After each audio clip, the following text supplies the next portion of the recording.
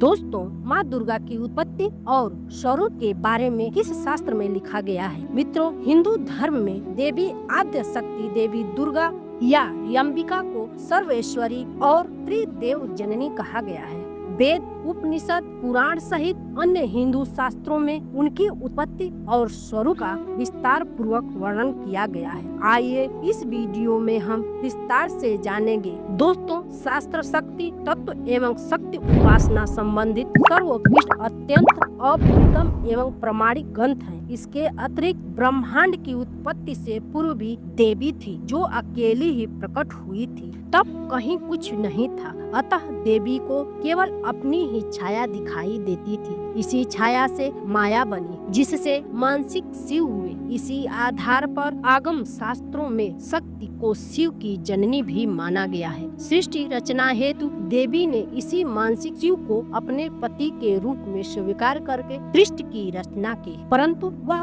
कभी भी उनके अधीन नहीं रही, बल्कि शिव ही उनके अधीन रहते हैं। इसके अनेकों प्रमाण आगम ग्रंथों में उपलब्ध है। श्री ललिता सहस्त्रम नाम में देवी का एक नाम स्वाधीन वल्लभ भी है, जिनका अर्थ है कि शिव जी उनके अधीन रहते हैं। देवी पूर्ण स्वतंत्र है। देवी भागवत के अनुसार स्कंद पुराण में भगवती अपने पिता नगाधरा हिमालय को अपने प्राकट्य का विवरण देते हुए कहती हैं, आदिनाथ मानसिक नगाधरा हिमालय सृष्टि से पूर्व मेरे अलावा कहीं कोई भी नहीं था। तब मैं ही परम ब्रह्म थी। अपने ही आधार शिव का वर्णन करके मुझ में दोष आ गया और मैं एक कोह बहुश्याम की कामना करके सृष्टि रचना में निमग्न हो गई। विच उपनिषद के अनुसार सृष्टि से पूर्व देवी ही थी पराशक्ति, सर्वव्यापी तथा सच्चिदानंद स्वरूपा।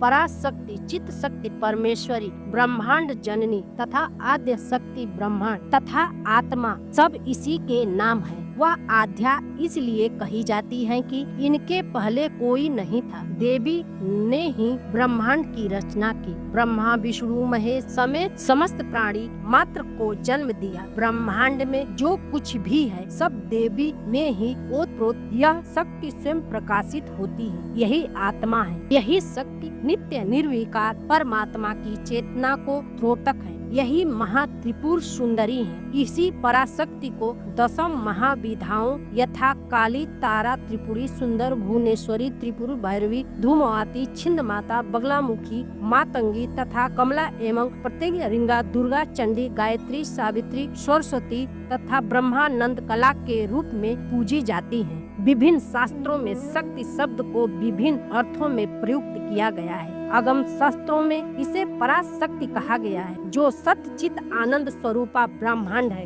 वेदों, उपनिषदों तथा पुराणों में इसी शक्ति को महादेवी, भगवती, ईश्वरी तथा मूल प्रकृति आदि नामों से जाना गया है। स्त्री स्वरूप के संबंध में वर्तमान समय में अधिकांश हिंदू धर्मावलंबियों के मन में अत्यंत भ्रांति मूलक, असत्य एवं अस्पष्ट विचारधाराएं विद्यमान है। इनका मुख्य कारण यही है कि ऐसे व्यक्तियों के पास इस परम दिव्य, परम उदार एवं परम अद्वैतवाद शक्ति दर्शन को समझ सकने के लिए सूक्ष्म दृष्टि एवं सूक्ष्म विवेक है। नहीं, शक्ति के वास्तविक स्वरूप को दिव्य दर्शन कराने के लिए इस वीडियो में आगम शास्त्रों, वेदों, उपनिषदों, पुराणों, देवीय अर्थ विषय के उदाहरण प्रस्तुत करते हुए शक्ति के कुंडली स्वरूप, प्रकाश रूप में विद्युत रूप का संक्षिप्त परिचय दिया जा रहा है। गणपति के गणपति, शिव के शिव, वैष्णव के विष्णु तथा सौरों से सावित्री ही शास्त्रलोक सुंदरी महाशक्ति, जिस परम तत्व के वेदों, मंत्रों, पुल्लिंग शब्दों से प्रतिपादित किया गया है। शक्ति धर्म प्रेमियों में सच्चिदानंद स्वरूपा उसी महाशक्ति को स्त्रीलिंग मानकर प्रतिष्ठित किया गया है। आगम शास्त्रों में देवी के विभिन्न स्वरूपों का साकार एवं निर्विकार प्रतीकात्मक वितरण भी मिलता है। महाविद्याओं के अंतर्गत प्रथम महाविद्या श्री आद्या काली के साकार स्वरूप को जो विवरण उपलब्ध है, उनके अनुसार काली का रूप अत्यंत भयानक एवं डरावना है। उनका वर्ण काला है, परंतु शक्ति शक्ति के उपासक उन्हें परम रूपवती तथा करोड़ों सूर्य के समान प्रकाशमान देखते हैं, परंतु भक्तों को समस्त ऐश्वर्य प्रदान करती हैं। उनका निवास स्थान श्मशान है, जहाँ पहुँचते ही स्वतः वैराग्य उत्पन्न हो जाता है। काली मुक्त केसी है, सवासन है। काली का यह विशिष्ट रूप भक्तों के मन में वैराग्य तथा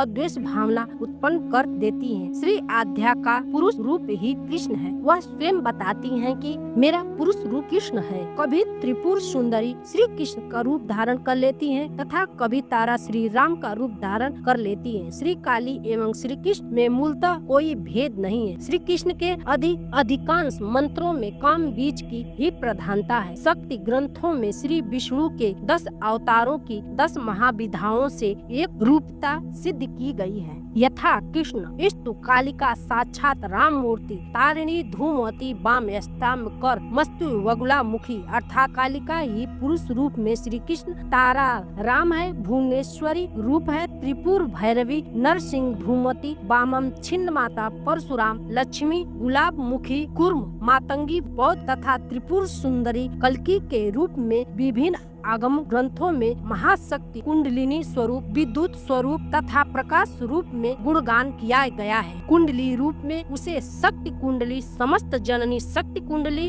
वेदों के अनुसार ऋग्वेद में शक्ति को अद्वितीय कहा गया है, जो समस्त ब्रह्मांड का आधार है। यह समस्त देवताओं, गंधर्वों, मनुष्यों, असुरों तथा समस्त प्राणियों की माता है तथा पृथ्वी, अंतरिक्ष एवं स्वर्ग में रहती है। ऋग्वेद में श्री भगवती अपने बारे में बताती हुई कहती हैं, मैं ब्रह्मांड की अधीश्वरी हूँ। मैं एक होते हुए भी नाना रूपों में विचरण करती हूँ। मैं सर्वथा स्वतंत्र हूँ। मैं किसी के अधीन नहीं हूँ। ऋग्वेद 10वां मंडल सूत्र 125। हम रुद्र में भी वसु के रूप में विचरती हूँ। उनसे ही समस्त जगत की उत्पत्ति हुई है। वही विज्ञान तथा अविज्ञान रूपिणी है। वह ब्रह्मांड भी है, अब भी वह वेद भी है और वेद भी है। वही संपूर्ण जगत ईश्वरी व वेदों द्वारा वधित तथा पाप नाशिनी देव माता अदिति या यक्ष कन्या सती के रूप की वही 8 वसुधा, 1 10 रूप रद द्वादश यादि सुर पिचास यक्ष सिद्ध भी वह आत्म शक्ति है। विश्व को मोह करने वाली तथा श्री विद्या स्वरूपिणी महात्रिपुर सुंदरी है। ब्रह्म पुराण में भगवान श्री कृष्ण द्वारा अपने ही श्री मुख से इसी शक्ति का गुणगान करते हुए उन्हें विभिन्न उपाधियों से विभूषित किया गया है। दोस्तों, आज की वीडियो में बस इतना ही। उस आद्य शक्ति दुर्गा के बारे में जितना कहा जाए उतना कम ही है। अपना सुझाव कमेंट बॉक्स में साझा करें। मिलते हैं एक और नई वीडियो के साथ। तब तक के लिए जय माता।